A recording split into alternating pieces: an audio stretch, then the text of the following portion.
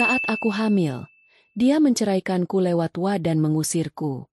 Bertahun-tahun kemudian, dia kembali dan bersujud di kakiku. Ini adalah kisah pembalasan dendamku. Sebelum masuk ke ceritanya, jangan lupa subscribe, like, dan komen di bawah untuk absennya. Yuk, kita mulai. Aroma rendang yang kaya rempah menguar lembut di seluruh penjuru rumah, memeluk setiap sudut dengan kehangatan yang menjanjikan. Di dapur yang berkilauan, Cynthia mengaduk santan kental itu dengan gerakan penuh cinta, memastikan tidak ada yang pecah.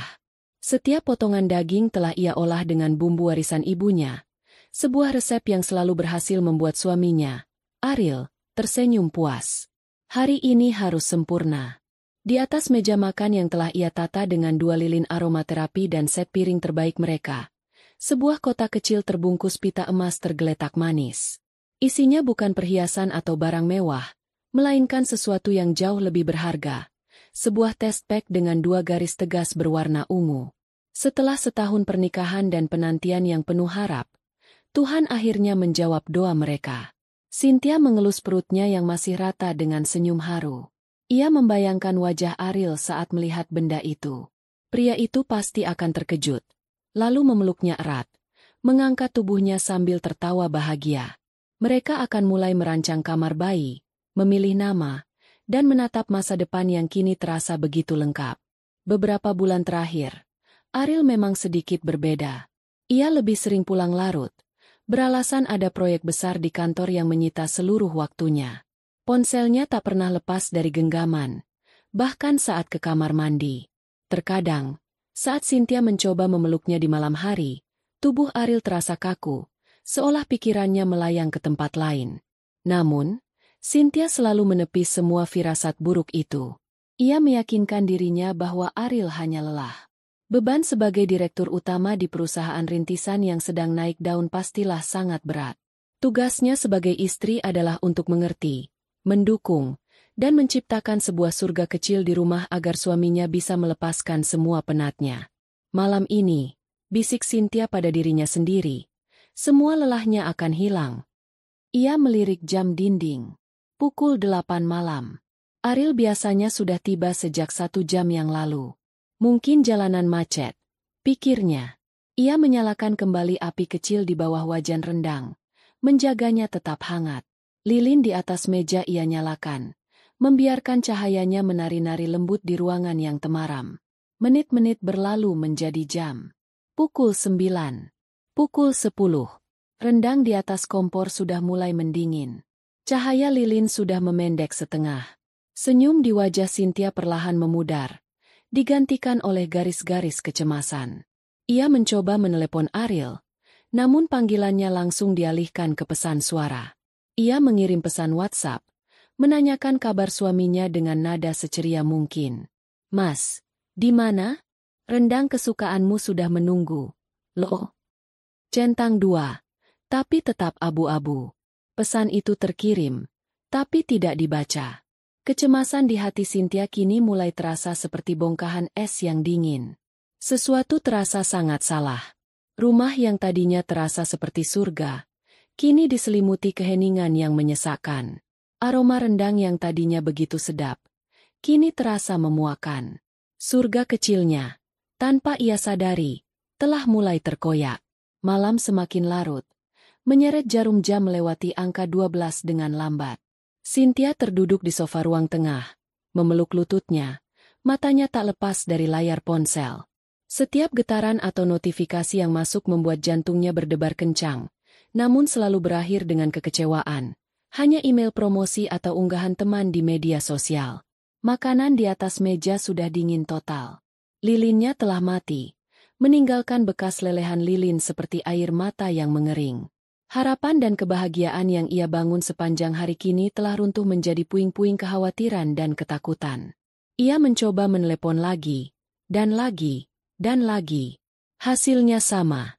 Panggilan ditolak atau tidak diangkat. Cynthia mulai menyalahkan dirinya sendiri. Apa ia melakukan kesalahan? Apa masakannya pernah tidak enak? Apa ia kurang berbakti? Ribuan pertanyaan berkecamuk di kepalanya. Masing-masing membawa tusukan rasa bersalah.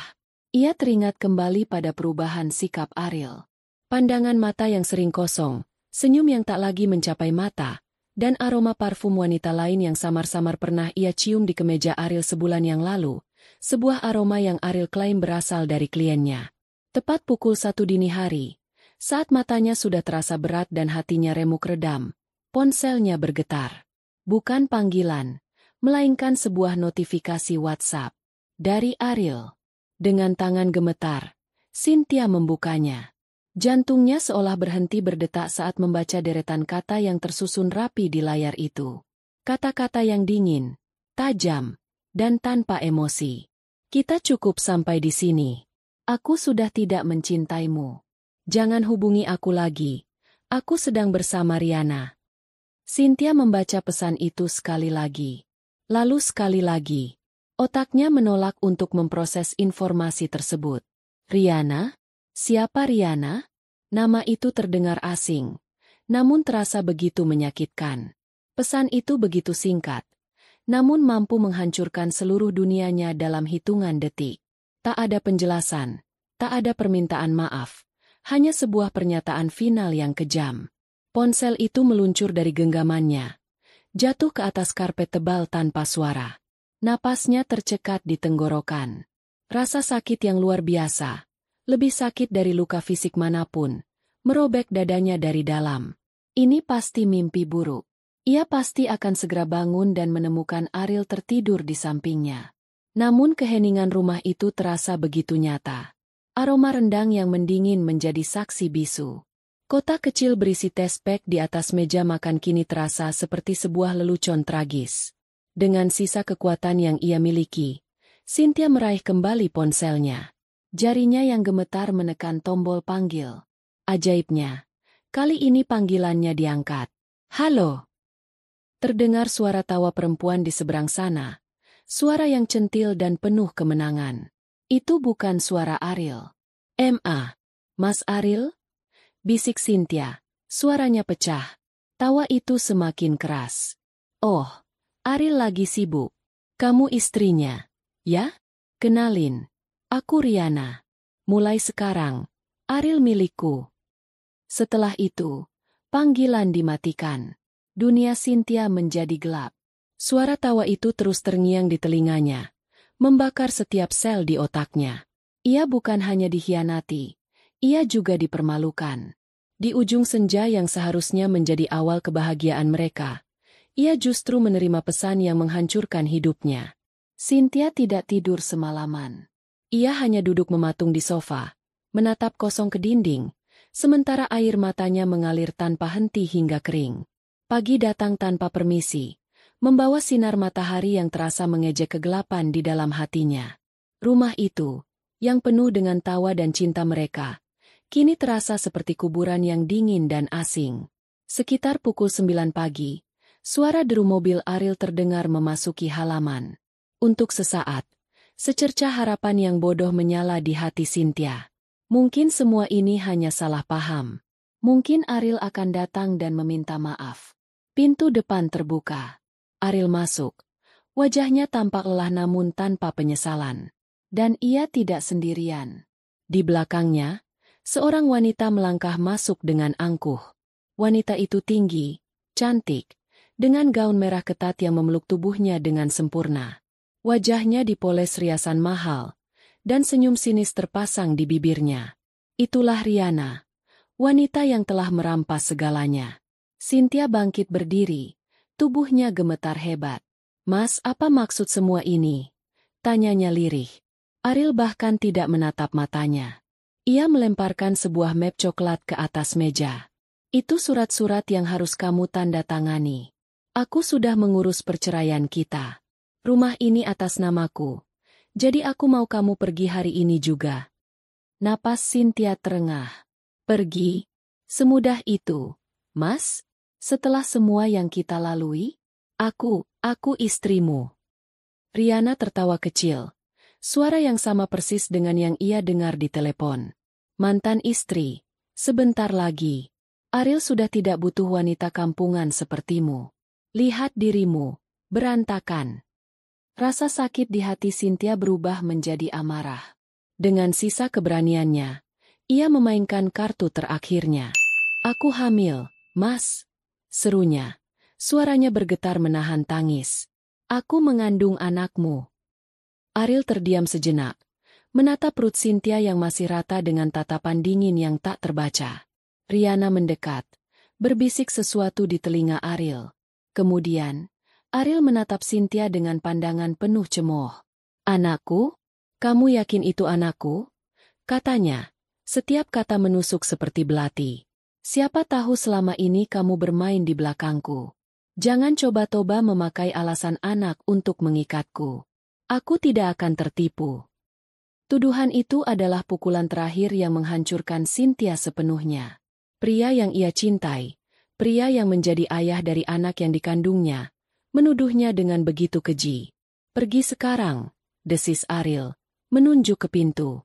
"Bawa barang-barangmu yang penting saja. Sisanya akan kubuang." "Tapi aku tidak punya tujuan, Mas. Aku mau kemana?" "Isak Cynthia." "Itu bukan urusanku lagi," jawab Ariel dingin. Ia kemudian berjalan ke kamar, diikuti oleh Riana yang melemparkan senyum kemenangan pada Cynthia. Dengan hati yang hancur berkeping-keping, Cynthia berjalan lunglai ke kamarnya. Ia hanya bisa memasukkan beberapa helai pakaian ke dalam tas kain usang, bersama dengan buku tabungan yang isinya tak seberapa dan kotak kecil berisi test pack, satu-satunya bukti dari mimpi indahnya yang kini telah menjadi abu. Saat ia berjalan keluar, melewati ruang tengah, ia melihat Ariel dan Riana sudah bercumbu di sofa, seolah ia tak ada di sana. Tanpa menoleh lagi, Cynthia membuka pintu dan melangkah keluar dari rumah itu. Pintu terbanting keras di belakangnya, menutup satu babak dalam hidupnya dengan cara yang paling kejam dan hina. Langit Jakarta yang biasanya terik kini tertutup awan kelabu tebal, seolah ikut merasakan duka di hati Cynthia. Ia berjalan tanpa tujuan, menyusuri trotoar yang ramai oleh orang-orang yang sibuk dengan urusan mereka sendiri. Tak ada yang peduli pada seorang wanita dengan mata bengkak yang memeluk sebuah tas kain seolah itu adalah satu-satunya harta yang ia miliki. Setiap langkah terasa berat. Bayangan wajah Ariel yang dingin dan senyum Riana yang penuh kemenangan terus berputar di kepalanya. Tuduhan keji Ariel tentang kehamilannya menggema di telinganya, menimbulkan luka yang lebih dalam dari pengkhianatan itu sendiri. Ia mencoba menghubungi ibunya di kampung, namun rasa malu dan gengsi menahannya. Bagaimana ia akan menjelaskan bahwa pernikahan yang selalu ia banggakan telah hancur? Bahwa ia diusir dari rumahnya sendiri dalam keadaan hamil? Ia tidak sanggup memberikan beban itu pada orang tuanya yang sudah sepuh. Saat senja mulai turun, rintik hujan mulai jatuh, perlahan menjadi deras. Cynthia tidak berusaha mencari tempat berteduh. Ia membiarkan air hujan yang dingin membasahi seluruh tubuhnya, menyamarkan air mata yang kembali mengalir di pipinya.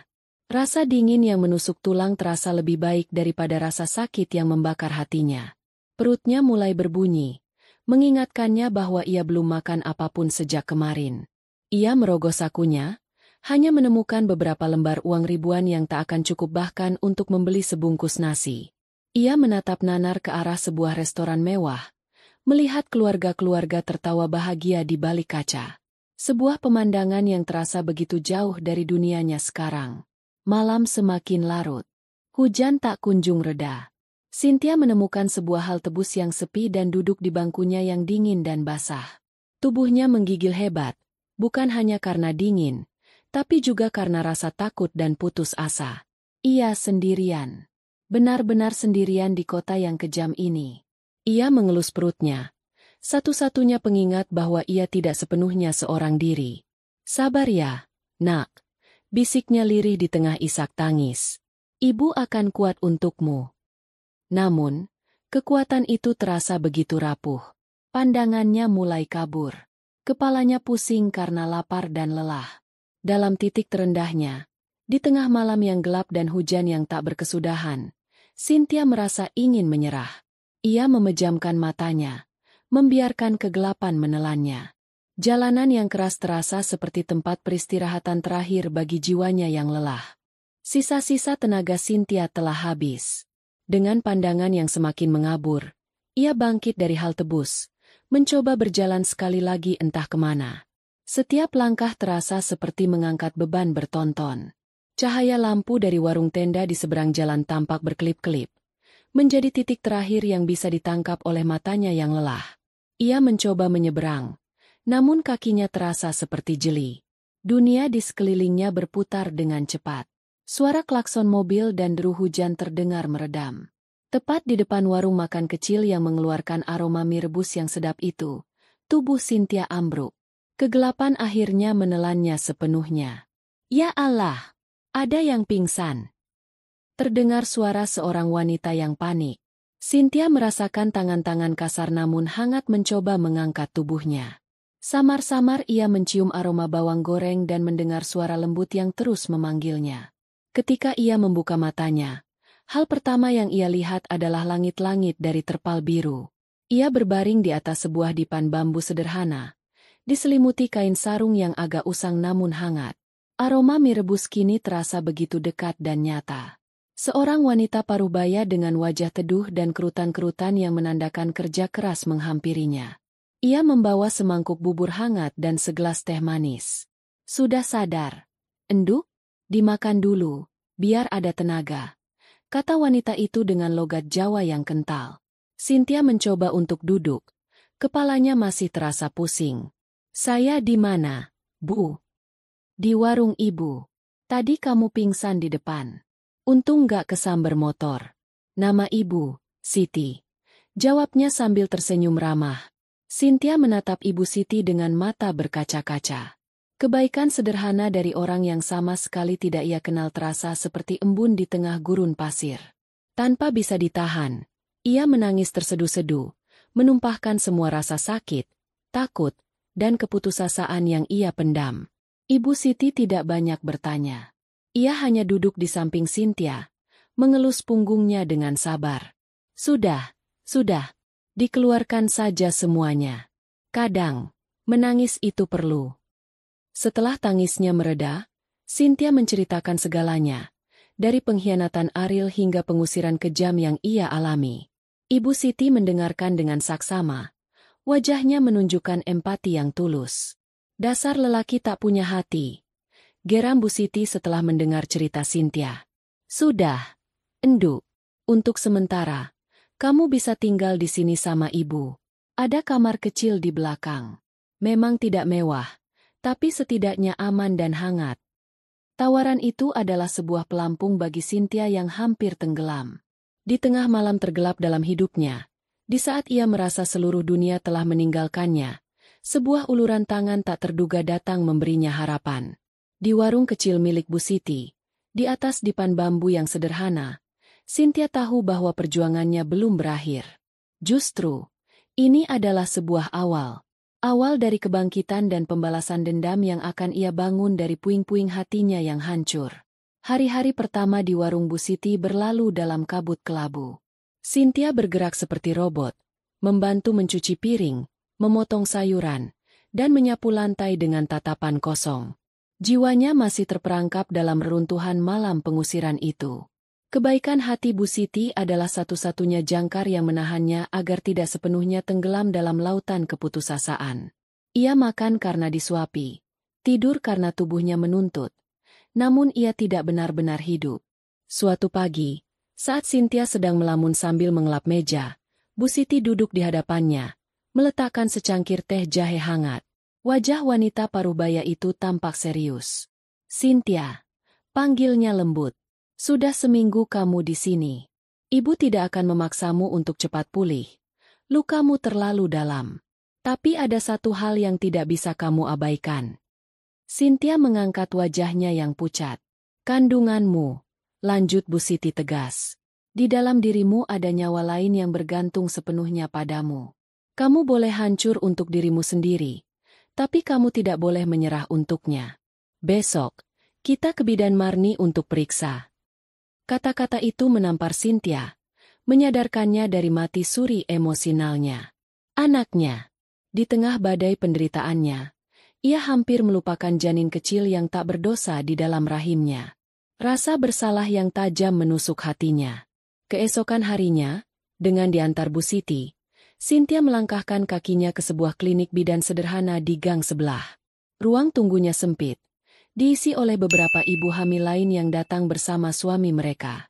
Mereka bercengkerama, saling mengelus perut pasangannya dengan tatapan penuh cinta. Pemandangan itu bagaikan sayatan pisau di hati Cynthia. Ia menunduk, menyembunyikan matanya yang mulai basah, merasa menjadi makhluk paling kesepian di dunia. Cynthia. Bidan Marni, seorang wanita ramah berusia 40-an, memanggil namanya. Di dalam ruang periksa yang sejuk, Cynthia berbaring di ranjang. Jantungnya berdebar kencang saat Bidan Marni mengoleskan gel dingin ke perutnya dan menempelkan alat Doppler.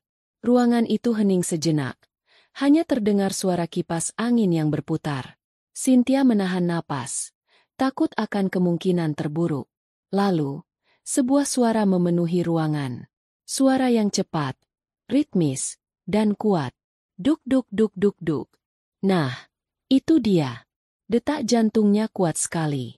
Sehat bayinya, kata Bidan Marni sambil tersenyum. Cynthia terpaku. Air mata yang sejak tadi ia tahan akhirnya tumpah ruah. Tapi ini bukan air mata kesedihan. Ini adalah air mata kelegaan, keajaiban, dan cinta yang meluap-luap.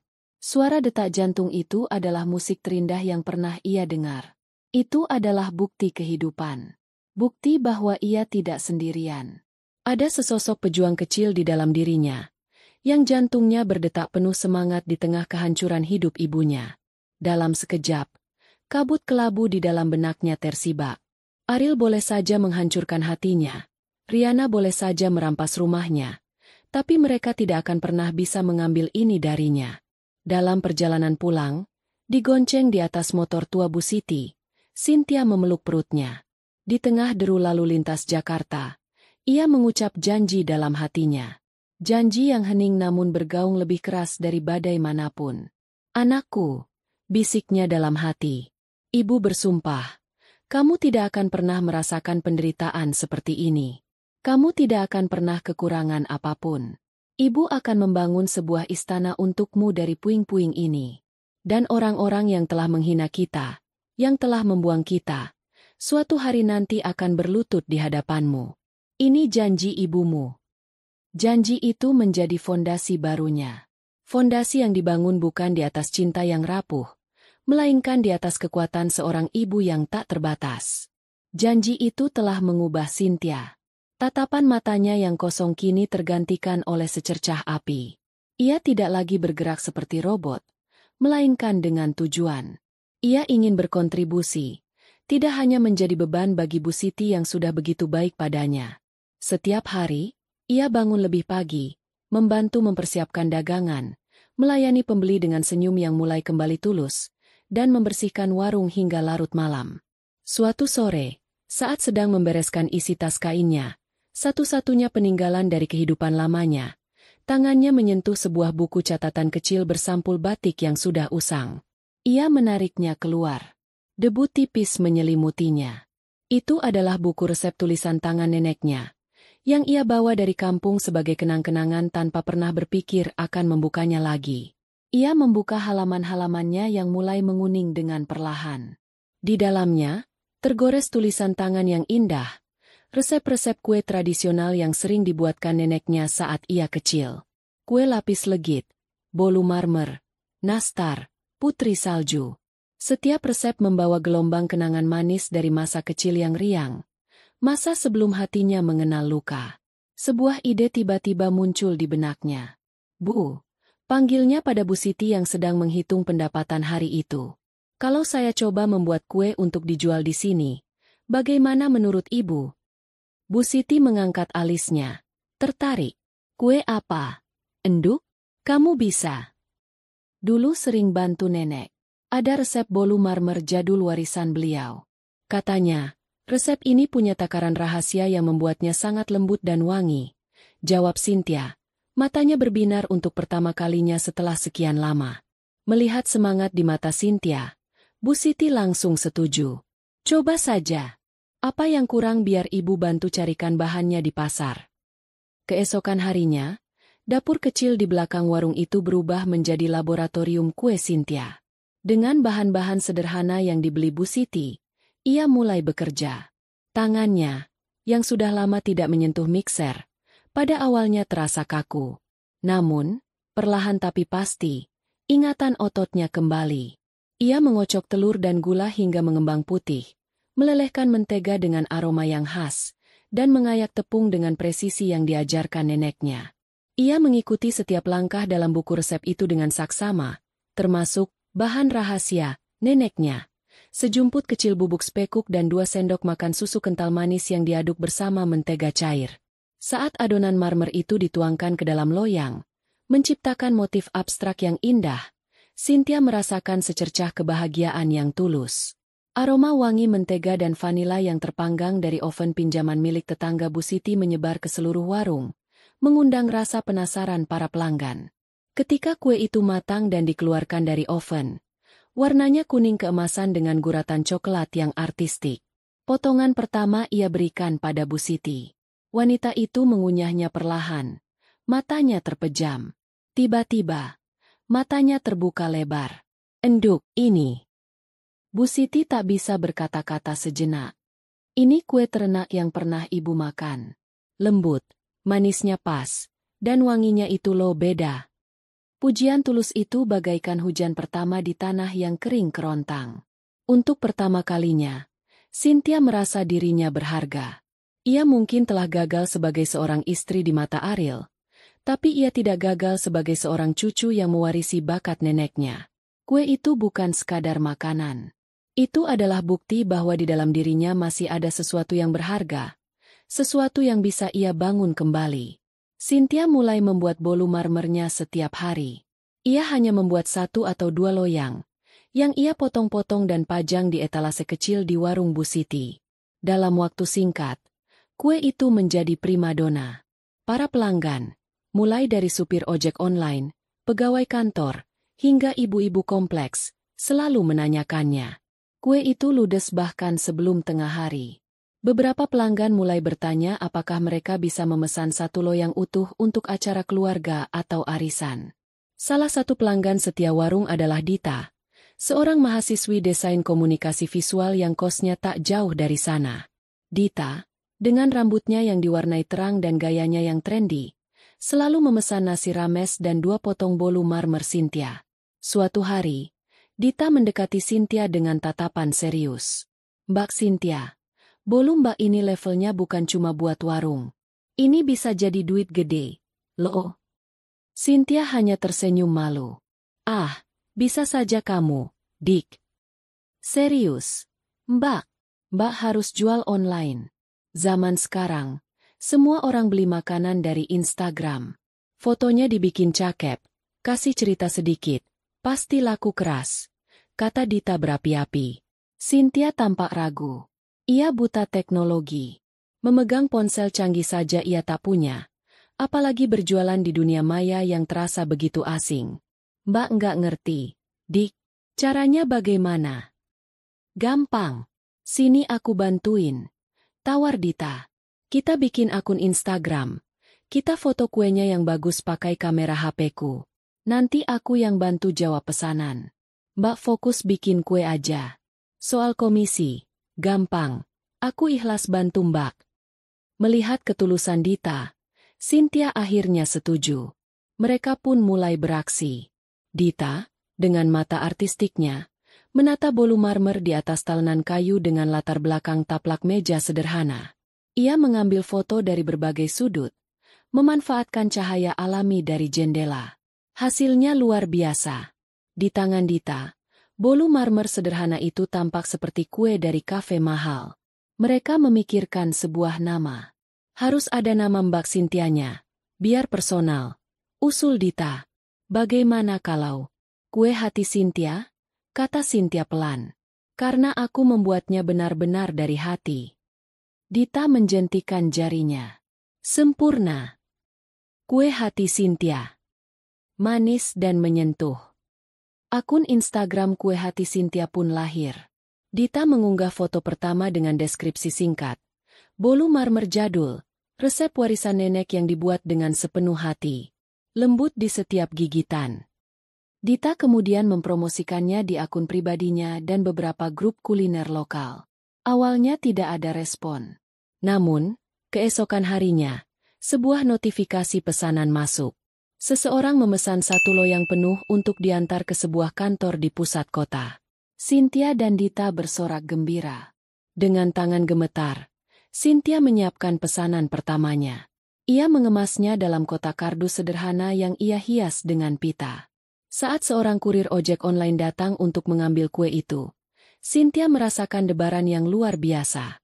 Kuenya akan berkelana, menemui orang asing, memulai perjalanannya sendiri. Itu adalah langkah kecil, sebuah pesanan dari dapur sempit di belakang warung. Namun bagi Cynthia, itu adalah sebuah lompatan raksasa menuju dunia yang baru, dunia di mana ia adalah pencipta takdirnya sendiri. Bulan-bulan berlalu dengan cepat. Perut Cynthia semakin membesar, seiring dengan pesanan, kue hati Cynthia, yang terus bertambah. Dari 1 pesanan sehari, menjadi 5, lalu 10. Dapur kecil Bu Siti kini penuh dengan tumpukan loyang, karung tepung, dan aroma kue yang tak pernah hilang. Cynthia bekerja tanpa lelah. Setiap adonan yang ia aduk adalah doa untuk masa depan anaknya. Setiap kue yang matang adalah satu bata untuk membangun kembali hidupnya. Ia menabung setiap rupiah yang ia dapatkan. Membeli pakaian bayi, perlengkapan persalinan, dan menyisihkan sedikit untuk menyewa tempat yang lebih layak suatu saat nanti. Bekerja sambil hamil tua adalah sebuah tantangan. Punggungnya sering sakit, kakinya bengkak. Namun setiap kali ia merasakan tendangan lembut dari dalam perutnya, energinya seolah terisi kembali. Hingga akhirnya, di suatu malam yang berangin, saat ia sedang menyelesaikan pesanan terakhir, ia merasakan kontraksi pertama. Bu Siti, dengan sigap, segera membawanya ke bidan Marni. Proses persalinan itu panjang dan melelahkan. Sebuah perjuangan antara hidup dan mati. Di sisinya, Bu Siti tak henti-hentinya memberikan semangat, menggenggam tangannya, dan menyeka keringat di dahinya, mengambil peran sebagai ibu yang tak pernah bisa ia jangkau. Di puncak rasa sakitnya, Cynthia memanggil nama anaknya dalam hati, memohon kekuatan dari calon pejuang kecilnya. Dan setelah perjuangan selama berjam-jam, suara tangisan bayi yang nyaring memecah keheningan malam. Bidan Marni meletakkan sesosok bayi mungil kemerahan di dada Cynthia. Saat itulah, semua rasa sakit, semua penderitaan, semua air mata yang pernah ia tumpahkan, terasa sirna. Ia menatap wajah putranya yang mungil, dengan rambut hitam lebat dan bibir kecil yang lucu. Hatinya meluap dengan perasaan cinta yang begitu dahsyat, begitu murni, hingga terasa menyakitkan. Laki-laki, enduk, tampan dan sehat. Bisik Bu Siti haru. Cynthia menangis bahagia, menciumi puncak kepala putranya yang wangi. Selamat datang di dunia, nak. Bisiknya. Namamu Arjuna. Pangeran kecil ibu. Ia memilih nama Arjuna, seorang ksatria, seorang pejuang. Karena ia tahu, kehidupan mereka adalah sebuah medan perang. Dan putranya ini adalah alasan terbesarnya untuk terus berjuang dan memenangkan pertempuran itu. Kehadiran Arjuna mengubah segalanya. Jika sebelumnya api di hati Cynthia hanya berupa bara, kini api itu telah berkobar menjadi lautan api. Tekadnya mengeras menjadi baja. Melihat wajah polos Arjuna yang tertidur di pelukannya, Cynthia memperbarui sumpahnya. Ini bukan lagi tentang bertahan hidup. Ini tentang meraih kemenangan. Bisnis kuenya bukan lagi sekadar mata pencaharian. Itu akan menjadi senjatanya. Menjadi seorang ibu sekaligus perintis usaha adalah pekerjaan 24 jam. Cynthia seringkali hanya tidur 2 atau 3 jam setiap malam. Siang hari ia mengaduk adonan dengan Arjuna tertidur pulas dalam gendongan kain di dadanya. Malam hari, setelah menidurkan Arjuna, ia akan melanjutkan memanggang kue hingga dini hari, ditemani Dita yang membantunya membalas pesan-pesan pelanggan. Warung Bu Siti kini tak hanya sibuk di siang hari, tapi juga hidup di malam hari dengan aktivitas dapur kue Cynthia. Kerja kerasnya mulai membuahkan hasil. Reputasi, kue hati Cynthia, menyebar dari mulut ke mulut.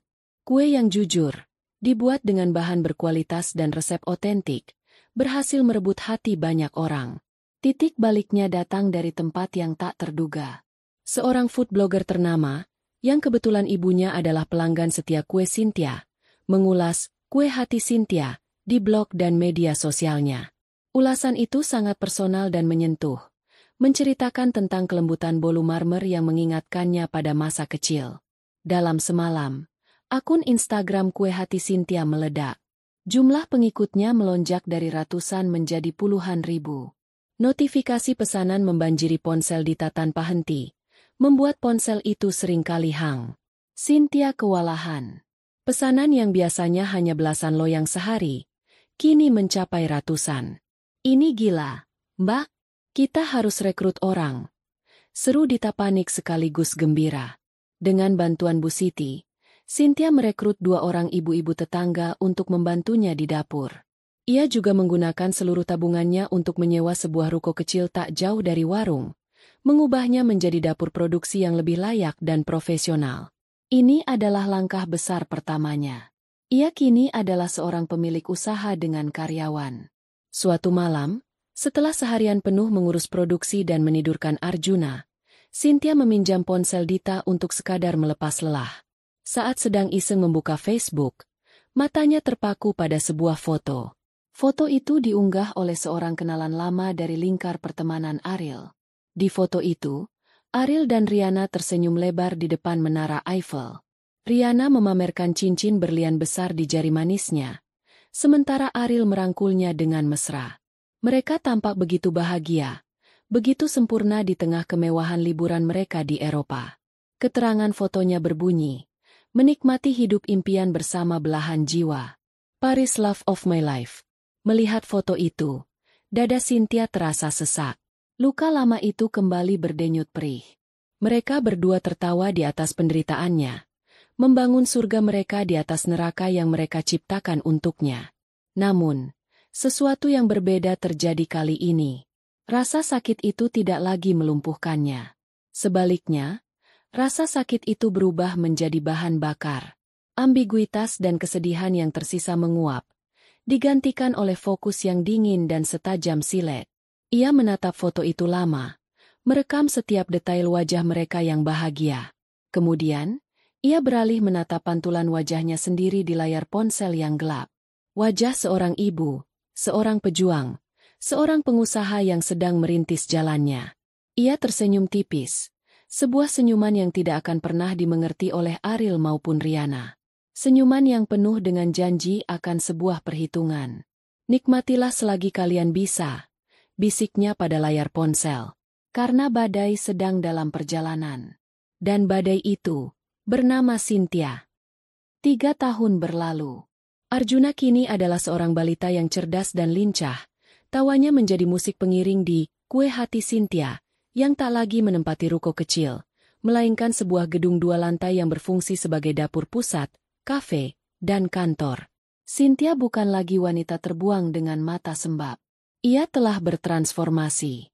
Pakaiannya kini adalah blazer yang rapi, rambutnya tertata profesional, dan tatapan matanya tajam, penuh perhitungan. Ia adalah CEO dari sebuah merek F&B yang sedang naik daun. Namun, di balik citra wanita karir yang sukses, api yang dinyalakan 3 tahun lalu tidak pernah padam. Api itu ia rawat, ia jaga, hingga menjadi kobaran yang siap melahap. Kesuksesannya saat ini bukanlah tujuan akhir, melainkan amunisi. Dan sekarang, ia merasa amunisinya telah cukup. Suatu sore, setelah memastikan Arjuna tertidur pulas di kamar pribadinya di lantai 2, Cynthia menemui seorang pria di sudut kafenya yang sepi. Pria itu bernama Budi, seorang mantan polisi yang kini bekerja sebagai investigator swasta, direkomendasikan oleh konsultan hukum perusahaannya. Wajahnya keras, tanpa ekspresi, namun matanya memancarkan kecerdasan. "Selamat sore, Pak Budi," sapa Cynthia dengan nada formal. "Terima kasih sudah datang." "Sore, Bu Cynthia. Langsung saja, apa yang bisa saya bantu?" jawab Pak Budi, langsung ke intinya. Cynthia menarik napas dalam-dalam, mengumpulkan semua kepedihan dan amarah yang telah ia simpan. "Saya butuh informasi," katanya dengan suara dingin yang stabil. "Saya mau Anda mencari tahu semua hal tentang 2 orang. Pertama, Ariel Wijoyo, pemilik perusahaan konstruksi PT Bangun Perkasa. Kedua, Riana Sastra Negara, pasangannya. Ia berhenti sejenak. Matanya berkilat tajam.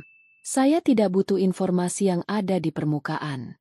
Saya mau tahu kelemahannya, utang-utangnya, musuh-musuhnya, proyeknya yang bermasalah, rahasia masa lalunya.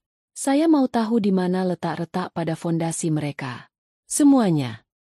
Pak Budi menatap Cynthia tanpa terkejut. Seolah sudah terbiasa dengan permintaan semacam ini. Ia hanya mengangguk. Saya mengerti. Saya butuh waktu 2 minggu untuk laporan awal.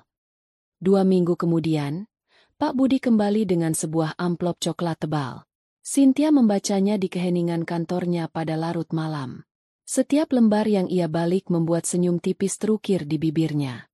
Laporan itu adalah sebuah peta menuju kehancuran Ariel dan Riana. Bisnis Ariel, PT Bangun Perkasa, ternyata tak sekuat kelihatannya. Perusahaan itu sangat bergantung pada beberapa klien besar dan menggunakan banyak utang bank untuk modal kerja. Lebih parah lagi, Pak Budi menemukan indikasi kuat bahwa Ariel sering menggunakan material di bawah standar spesifikasi untuk beberapa proyeknya demi menekan biaya dan memperbesar keuntungan. Sebuah praktik korup yang bisa menjadi bom waktu. Informasi tentang Riana bahkan lebih menarik. Wanita yang memproklamirkan diri sebagai sosialita dari keluarga terpandang itu ternyata bohong besar. Laporan itu melacak masa lalunya. Ia berasal dari kota kecil, datang ke Jakarta dengan ambisi besar, dan memiliki jejak panjang memacari pria-pria kaya sebelum meninggalkan mereka setelah menguras hartanya. Bahkan, ada catatan utang yang belum lunas pada beberapa rentenir dari masa lalunya. Cynthia menutup map itu dengan perasaan puas. Medan perang telah terpetakan. Kelemahan musuh telah terekspos. Kini, saatnya melancarkan serangan pertama. Strategi Cynthia tidak brutal, melainkan elegan dan mematikan, seperti seekor ular yang mendekati mangsanya tanpa suara. Ia melihat kelemahan utama Ariel, ketergantungannya pada klien korporat besar. Klien-klien ini tidak hanya memberikan proyek konstruksi, tetapi juga membentuk ekosistem bisnis Ariel, termasuk jaringan sosial dan kontrak-kontrak sampingan.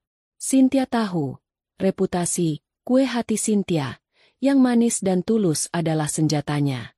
Dengan cermat, ia melebarkan sayap usahanya.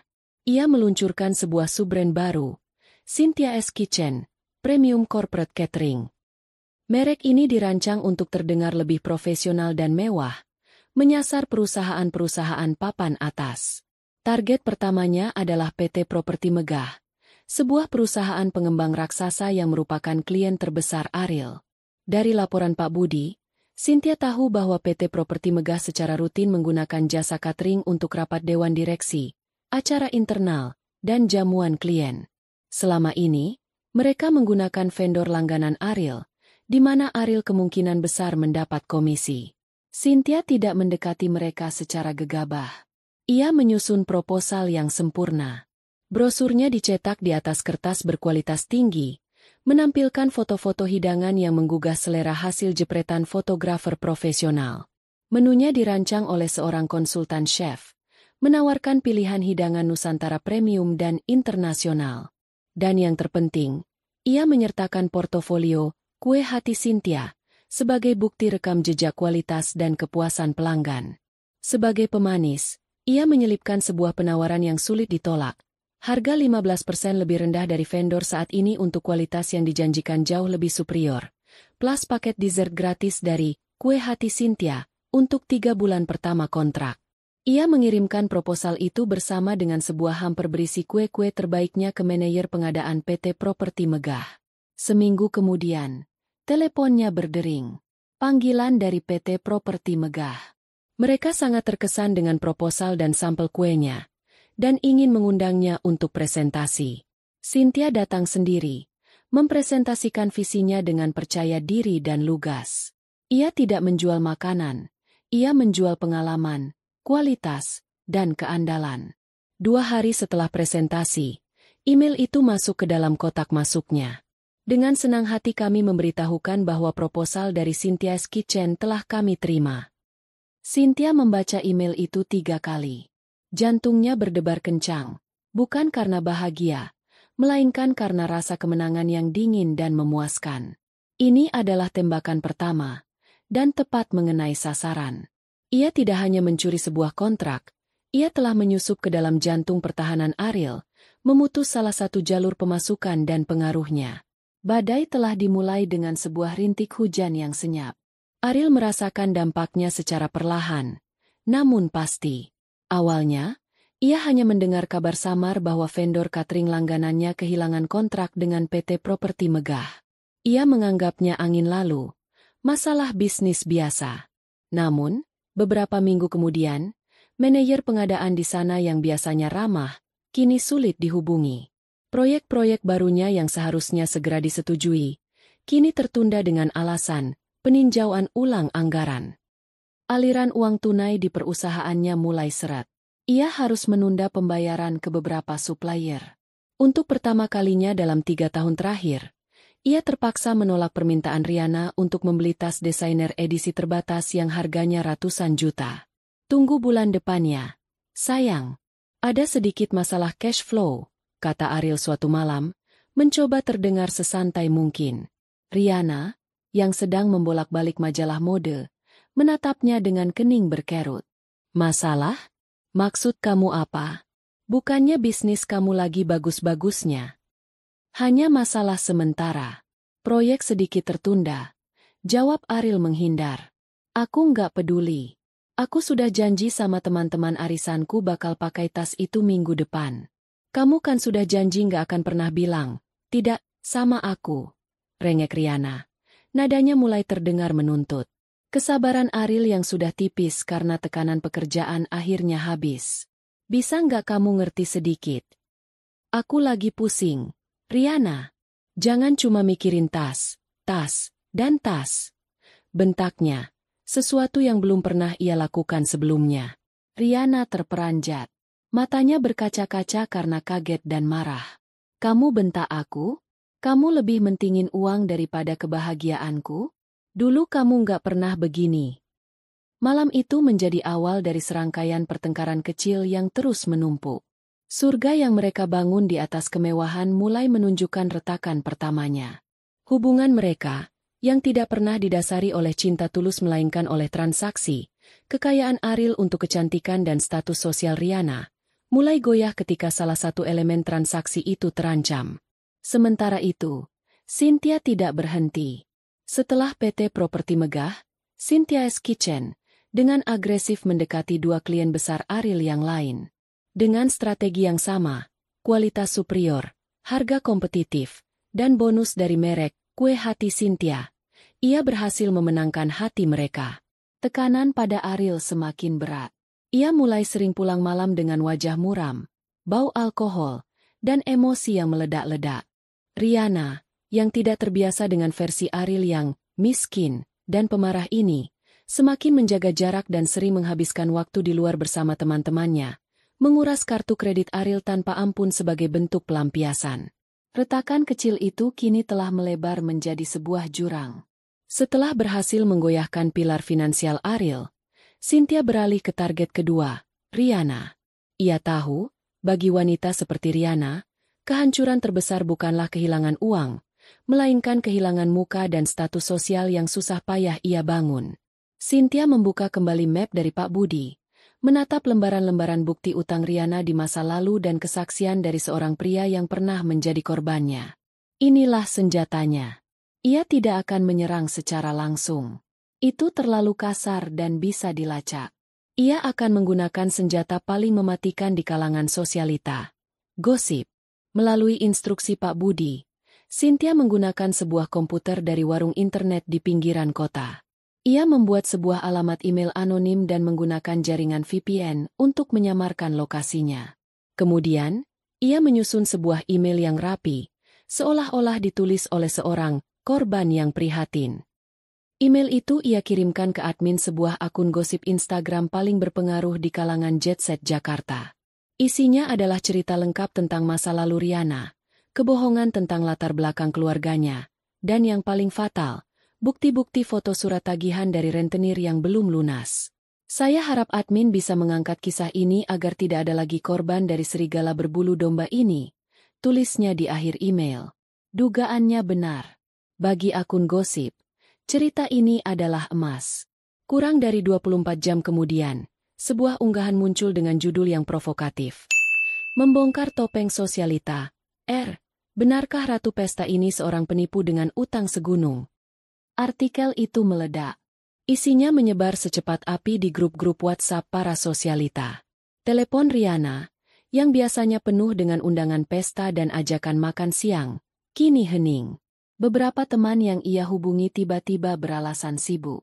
Undangan arisan eksklusifnya dibatalkan secara sepihak. Saat ia memberanikan diri datang ke sebuah pembukaan butik, ia bisa merasakan tatapan sinis dan bisik-bisik di belakang punggungnya. Ia menjadi paria dalam semalam. Dunianya yang gemerlap dan penuh puja-puji hancur lebur. Ia pulang ke apartemennya dalam keadaan histeris, menemukan Ariel sedang menenggak whisky langsung dari botolnya sambil menatap laporan keuangan yang merah. "Ariel, kamu lihat apa yang terjadi padaku?" raung Rihanna sambil melemparkan ponselnya ke sofa. "Semua orang menghinaku. Reputasiku hancur." Ariel, yang pusing dengan masalah bisnisnya sendiri, menatapnya dengan pandangan muak. "Itu urusanmu. Siapa suruh kamu punya masa lalu seperti itu?" "Ini semua gara-gara kamu," jerit Rihanna. "Kalau kamu masih sekaya dan seberkuasa dulu, tidak akan ada yang berani menyentuhku. Mereka menyerangku karena mereka tahu kamu sudah lemah." Tuduhan itu menyulut emosi Ariel yang sudah diambang batas. Surga mereka kini telah siap untuk terbakar. Pertengkaran itu menjadi yang terburuk yang pernah mereka alami. Caci maki dan hinaan terlontar tanpa kendali, membuka semua borok dan kepalsuan dalam hubungan mereka. "Aku lemah. Aku jadi begini karena harus membiayai gaya hidupmu yang seperti ratu," balas Ariel, suaranya serak karena amarah. "Tas puluhan juta, liburan ratusan juta. Sementara aku harus banting tulang menutupi kerugian." "Itu janjimu," pekik Rihanna. "Kamu yang berjanji akan memberikan segalanya untukku. Ternyata kamu sama saja seperti pria lain. Tidak becus. Aku sudah mengorbankan masa mudaku untukmu." "Mengorbankan? Atau menjual?" cibir Ariel dengan kejam. "Kamu pikir aku tidak tahu siapa kamu sebenarnya? Kamu hanya parasit pembohong. Pergi dari hidupku." Kata "pergi" adalah pemicunya. Rihanna menatap Ariel dengan mata menyala-nyala, bukan lagi dengan kesedihan, melainkan dengan kebencian murni. Ia sadar, kapal ini akan segera tenggelam, dan ia harus menjadi yang pertama melompat dari skoci. Sementara Ariel pergi ke bar untuk menenangkan diri, Rihanna bergerak cepat. Dengan efisiensi seorang profesional, ia mengemas semua barang berharganya. Tas, perhiasan, sepatu. Ia juga membuka brankas kecil Ariel, mengambil beberapa jam tangan mewah dan sisa uang tunai yang ada. Puncaknya, ia mentransfer seluruh sisa dana dari rekening bersama mereka ke rekening pribadinya. Ia meninggalkan sebuah catatan singkat di atas meja marmer yang dingin. "Kamu yang menyuruhku pergi. Semoga kamu menikmati sisa hidupmu dalam kemiskinan." Ketika Ariel pulang dalam keadaan mabuk beberapa jam kemudian, ia menemukan apartemen yang terasa ganjil. Lemari pakaian Rihanna kosong melompong. Meja riasnya bersih. Ia melihat catatan itu, lalu dengan panik memeriksa rekeningnya. Saldonya 0. Brankasnya kosong. Ariel meraung dalam amarah dan keputusasaan. Ia membanting botol whisky ke dinding. Dalam satu hari, ia telah kehilangan segalanya.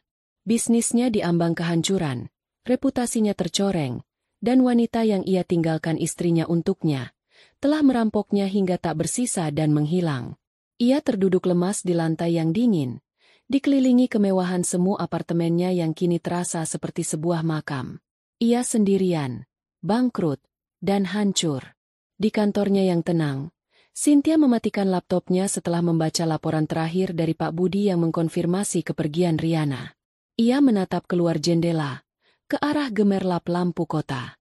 Tidak ada senyum kemenangan di wajahnya, hanya ekspresi tenang dan dingin. Tahap kedua rencananya telah selesai. Surga palsu mereka telah ia bakar hingga menjadi abu.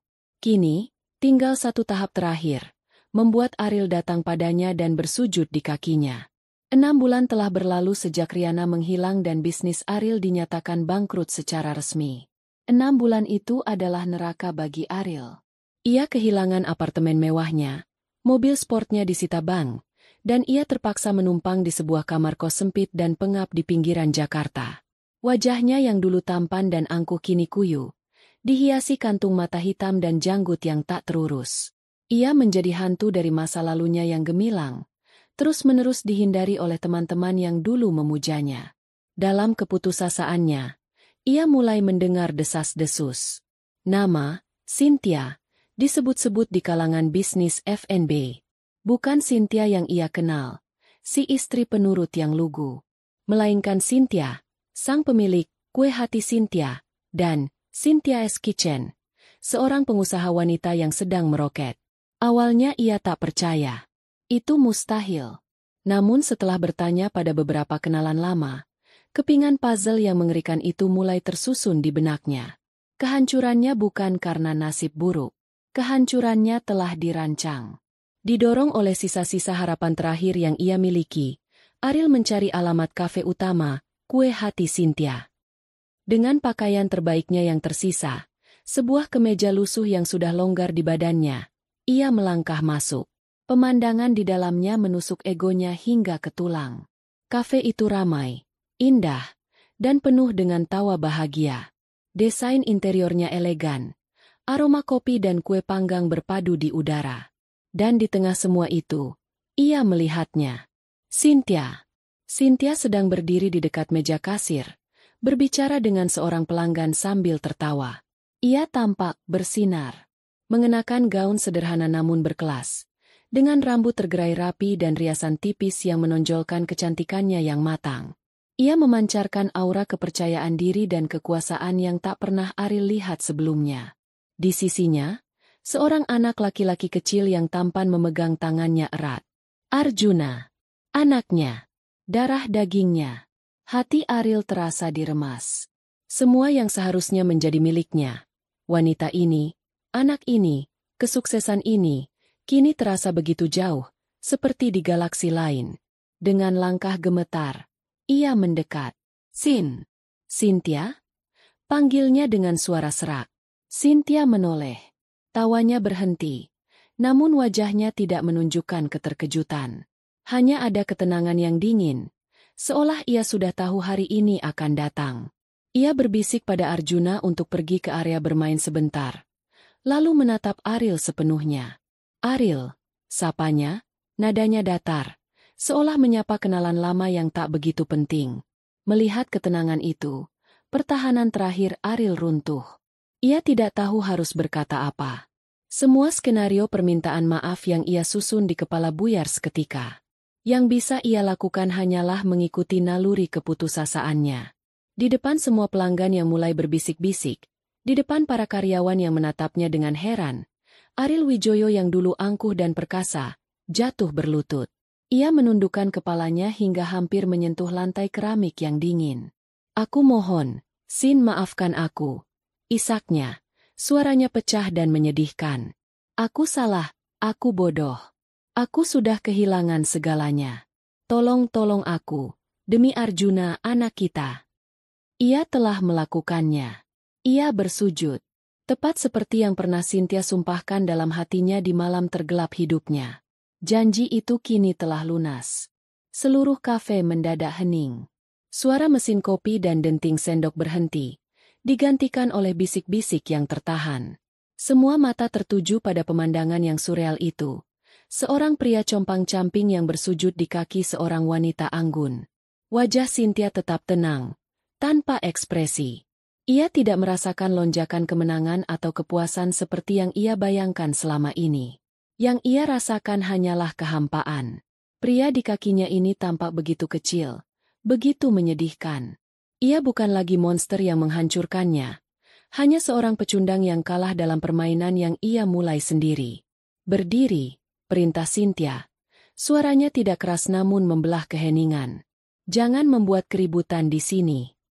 Ia memberi isyarat pada 2 orang satpam yang segera mendekat dan membantu Ariel berdiri dengan sigap namun sopan. Ikut aku ke kantor, katanya, lalu berjalan melewati Ariel tanpa menunggunya. Di dalam kantornya yang luas dan minimalis, dengan jendela besar yang menghadap ke jalanan Jakarta yang sibuk, Cynthia duduk di kursi kebesarannya. Ariel berdiri di hadapannya seperti seorang pesakitan. Aku tahu, semua ini ulahmu kan? Kata Ariel memulai. Suaranya masih bergetar.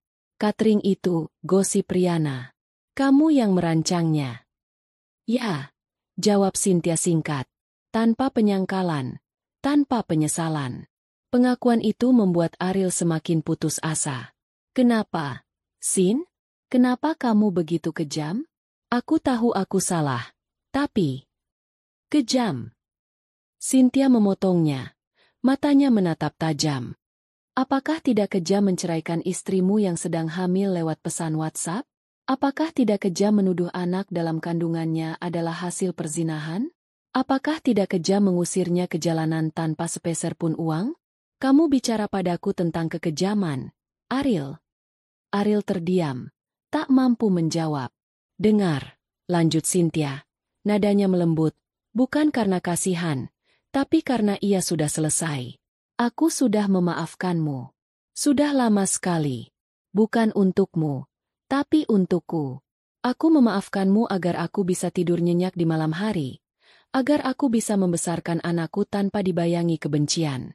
Agar aku bisa melanjutkan hidupku. Ia bangkit, berjalan ke mejanya dan mengambil beberapa lembar uang ratusan ribu dari dompetnya. Ia meletakkannya di atas meja.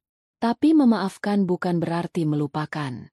Dan jelas bukan berarti aku akan menolongmu, katanya tegas. Wanita yang kamu buang hari itu sudah mati. Aku yang berdiri di hadapanmu sekarang adalah orang yang berbeda, yang dibangun dari puing-puing yang kamu tinggalkan. Aku tidak punya hutang apapun padamu. Ia menunjuk ke arah uang itu. Ini, ambillah. Cukup untuk makan beberapa minggu dan ongkos kalau kamu mau pulang ke kampung halaman orang tuamu. Mulailah hidup baru. Lalu, ia mengucapkan kalimat terakhirnya. Setelah ini, jangan pernah muncul lagi di hadapanku, atau di hadapan Arjuna. Bagiku, dan baginya, kamu sudah tidak ada. Anggap saja kamu sudah mati bersama masa laluku. Cynthia kemudian menekan interkom. Satpam, tolong antarkan bapak ini keluar. Ariel menatap uang itu, lalu menatap wajah Cynthia yang dingin dan tak tergoyahkan. Ia tahu, ini adalah akhir. Tidak ada harapan. Dengan tangan gemetar, ia mengambil uang itu dan berjalan keluar tanpa mengucapkan sepatah kata pun lagi. Punggungnya bungkuk menanggung beban kekalahan mutlaknya. Beberapa minggu setelah pertemuannya dengan Ariel, Cynthia menjalani hidupnya seperti biasa. Pertemuan itu tidak meninggalkan bekas. Ariel benar-benar telah menjadi catatan kaki yang tidak penting dalam buku kehidupannya. Suatu akhir pekan, ia mengajak Arjuna ke sebuah pusat perbelanjaan kelas menengah untuk membeli mainan baru. Saat sedang memilih-milih di sebuah toko mainan, matanya tanpa sengaja menangkap sesosok figur yang familiar di lorong sebelah. Itu Riana. Tapi Riana yang ini sangat berbeda dari Riana yang ia ingat. Gaun desainer telah digantikan oleh kaos oblong yang sedikit pudar. Tas mewah telah berganti menjadi tas selempang imitasi. Wajahnya yang dulu selalu dipoles riasan sempurna kini tampak lelah dan pahit. Ia sedang bertengkar dengan seorang pramuniaga, mempermasalahkan harga sebuah barang diskon. Saat Riana berbalik, mata mereka bertemu. Wajah Riana langsung memucat, kemudian berubah menjadi merah karena marah dan malu. Kebencian yang murni terpancar dari matanya. Ia seolah ingin melontarkan serapah, namun yang keluar dari mulutnya hanyalah desisan pelan. Puas kamu sekarang, Jalang? Cynthia tidak membalas. Ia hanya menatap Riana, benar-benar menatapnya. Dan untuk pertama kalinya, ia tidak melihat seorang rival yang glamor atau iblis yang licik. Ia hanya melihat seorang wanita yang menyedihkan, yang membangun seluruh harga dirinya di atas materi dan pengakuan pria, dan kini kehilangan segalanya saat fondasi itu runtuh. Kosong dan tanpa isi. Tanpa mengucapkan sepatah kata pun, Cynthia mengalihkan pandangannya, seolah Riana hanyalah pajangan toko yang tidak menarik. Ia menggandeng tangan Arjuna, membayar mainan yang dipilih anaknya, dan berjalan keluar dari toko itu dengan kepala tegak. Ia tidak merasa menang. Ia hanya merasa telah melihat cermin dari masa lalu yang kelam, dan bersyukur bahwa ia telah memilih jalan yang berbeda. Riana terperangkap dalam penjara kebencian dan penyesalannya sendiri, sementara ia bebas. Pertemuan singkat itu menjadi penutup terakhir dari babak masa lalunya. Pesta ulang tahun Arjuna yang keempat dirayakan dengan meriah di halaman belakang rumah baru Cynthia. Sebuah rumah yang asri dengan taman yang luas, yang ia beli dengan hasil kerja kerasnya sendiri. Tidak ada sosialita atau pejabat, hanya ada orang-orang terdekat yang tulus menyayanginya. Ada Bu Siti, yang kini tinggal bersamanya. Wajahnya berseri-seri melihat cucunya tumbuh besar. Ada Dita, yang dari mahasiswi magang kini telah menjadi direktur pemasaran kepercayaannya. Ada seluruh karyawan senior, kue hati Cynthia, bersama keluarga mereka. Suasana begitu hangat, penuh dengan tawa dan keceriaan. Cynthia berdiri di sudut taman, mengamati semuanya sambil tersenyum. Ia melihat Arjuna, tertawa terbahak-bahak saat meniup lilin di kue ulang tahunnya yang berbentuk mobil balap. Tawa itu, lebih dari apapun, adalah melodi termerdu di dunia. Pada saat itulah, sebuah kesadaran menghantamnya dengan lembut.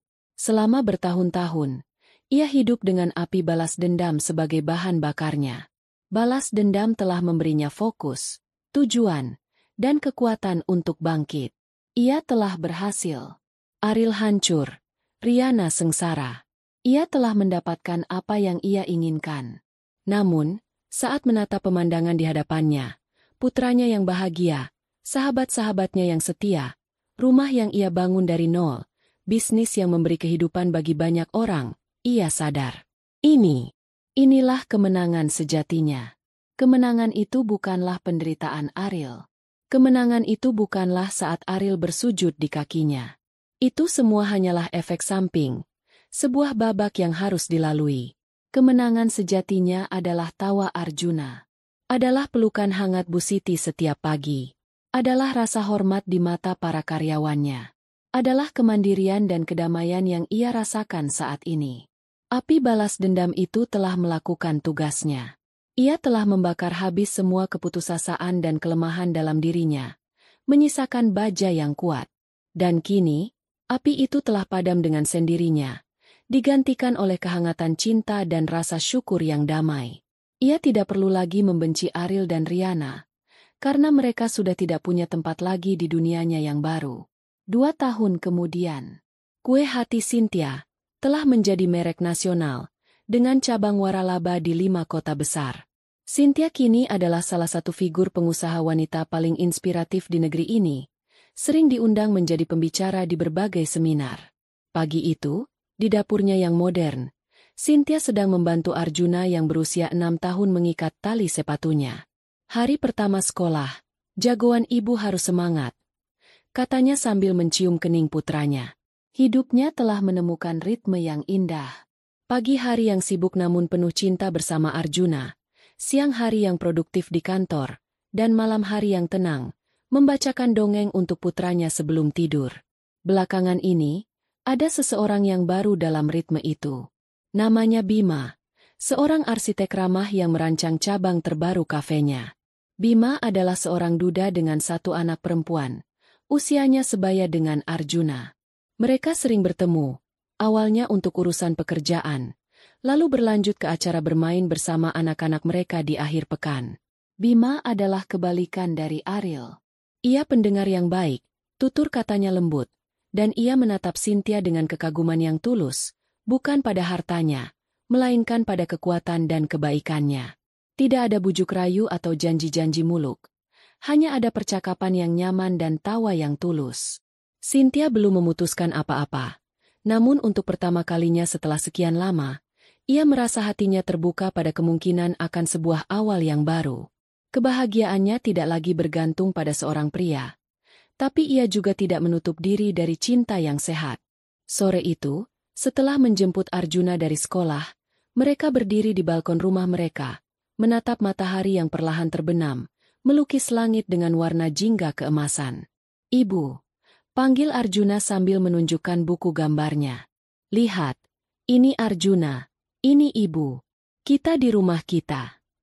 Cynthia memeluk putranya erat. Bagus sekali, sayang. Ia menatap Cakrawala. Bayangan masa lalunya telah sepenuhnya lenyap, ditelan oleh cahaya masa kini yang begitu terang. Ia telah melewati malam tergelap, mengarungi badai yang paling dahsyat, dan kini ia berdiri di sini, di bawah langitnya sendiri. Utuh, kuat, dan damai. Matahari memang telah terbenam hari ini, namun Cynthia tahu, esok pagi matahari akan terbit lagi, khusus untuknya. Dan kali ini, tidak akan ada awan mendung yang bisa menghalanginya. Itulah akhir dari pembalasan dendam Cynthia. Dia tidak hanya berhasil menghancurkan masa lalunya yang kelam, tapi yang terpenting, dia berhasil membangun masa depan baru yang gemilang untuk dirinya dan Arjuna. Nah, sekarang giliran kalian. Kalau kamu berada di posisi Cynthia, tim manakah kamu? Tim balas dendam. Lakukan hal yang sama persis. Mereka pantas mendapatkannya. Tim ikhlas. Maafkan, lupakan, dan fokus membangun hidup baru tanpa perlu membalas. Tulis pilihanmu di kolom komentar dan jelaskan alasanmu. Aku tunggu pendapat kalian.